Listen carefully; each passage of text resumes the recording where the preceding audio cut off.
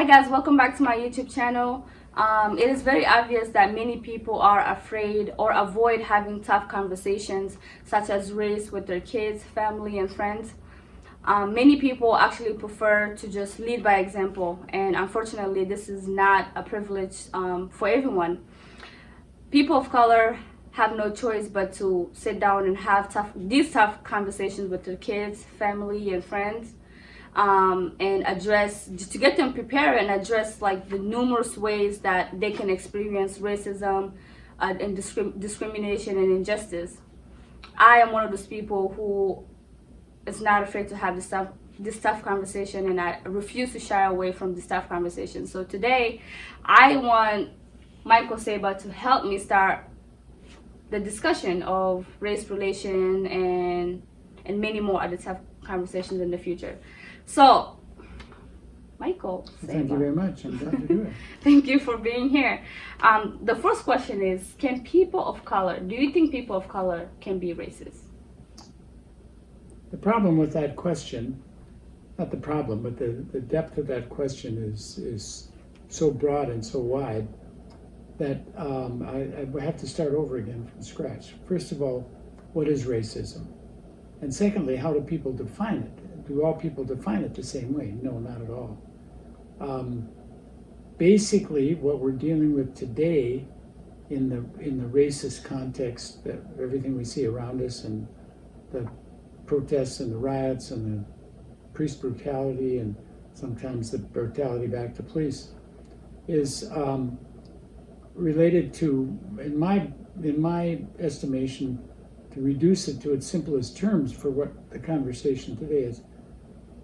Most people do not feel that they are racist. Even some of the worst racists that anybody recognizes, they don't say, well, I'm not a racist. I've got black friends if I'm white, or I've got Hispanic friends or whatever. So how can I possibly be a racist? Yeah, you can be a racist. Generally, just that the way of answering it in that way, or of commenting on it, that your friends, you have a black friend or you have a Hispanic friend, is basically racist in its very context. It's because you're differentiating them from other people, and you're differentiating them primarily because of color. And with a white racist, they say, well, these black folks are racist to me sometimes. Not really, because they're not being targeted because they're white, because of their skin color. Whereas racism is, as we see it today, the killing of black people and brown people, it's initially very related to just different skin color. And so you're singled out, you're picked out because of your skin color, and you're treated in negative ways, only because of your skin color. So black person who's highly educated and has a PhD and whatever, and very articulate, is basically treated the same as any other black person. That doesn't distinguish them in any way to the white person that's treating them. And so that isn't the case at all with white people. Yeah, I agree. I will have to agree with that. What is the difference between white, black, Native American, and Hispanic privilege? Well, for a start, there again, the white person who is asked that question often will say something like, "Well, I don't believe in this distinguishing me or calling me out because of white privilege. Look, I never had any privileges given to me. I was born in a very poor family. We had nothing. We maybe had a little farm. We struggled. We worked hard, and everything I've gotten, I've had to pick myself up by my own bootstraps, et cetera, et cetera, et cetera." Well, what that basically discounts is the fact that a white person is not, again, treated differently because of their color. Mm-hmm.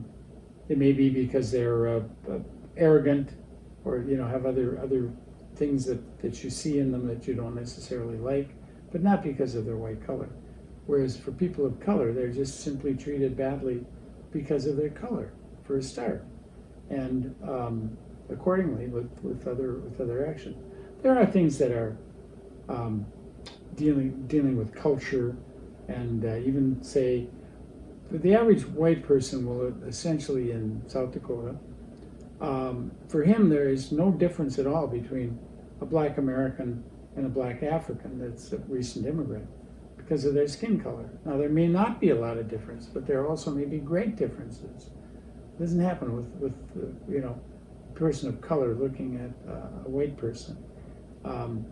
They don't necessarily distinguish any, and they just are distinguishing you from your skin color, and not from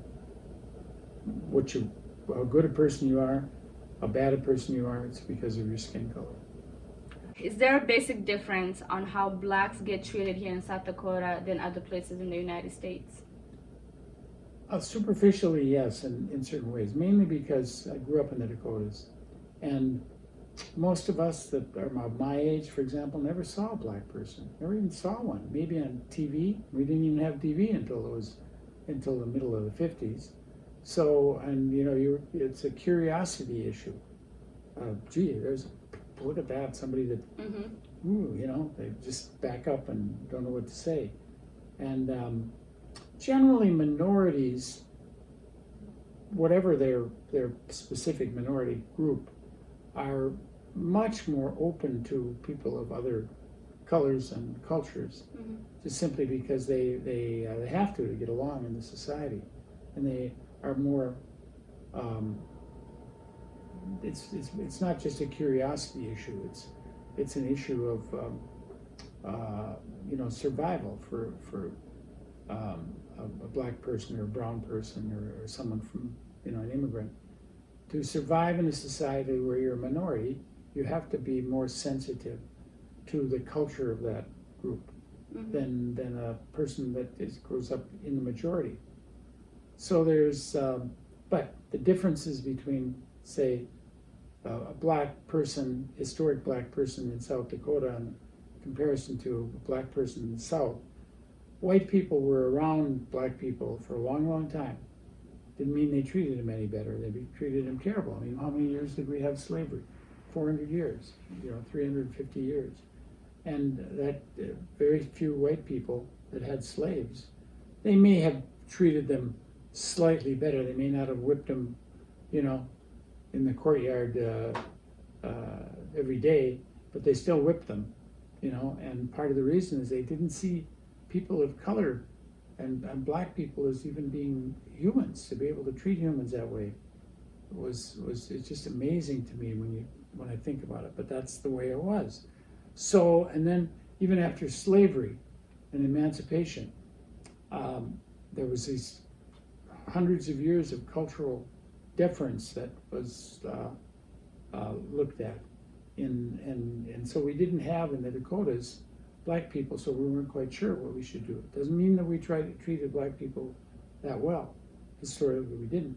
And certainly, when you look at the way we treated the American Indian, that really shows that was the minority group that we were confronted with. But we did many nasty things to them and continue to. Yeah, unfortunately. Unfortunately. Well, this is the end of this video. Thank you so much for... Thank you. My pleasure. ...coming in and starting this conversation. Yes. And if this is your first time watching, please don't forget to subscribe and also click the notification bell so you are aware whenever I post videos like this. And if you have any suggestions, any questions that you would like me to ask the next guest, please don't forget to comment that below, or you can just DM me those questions on Instagram, and I will link all my social media down in the description below. So thank you for watching, and I hope you guys have a good day. Bye.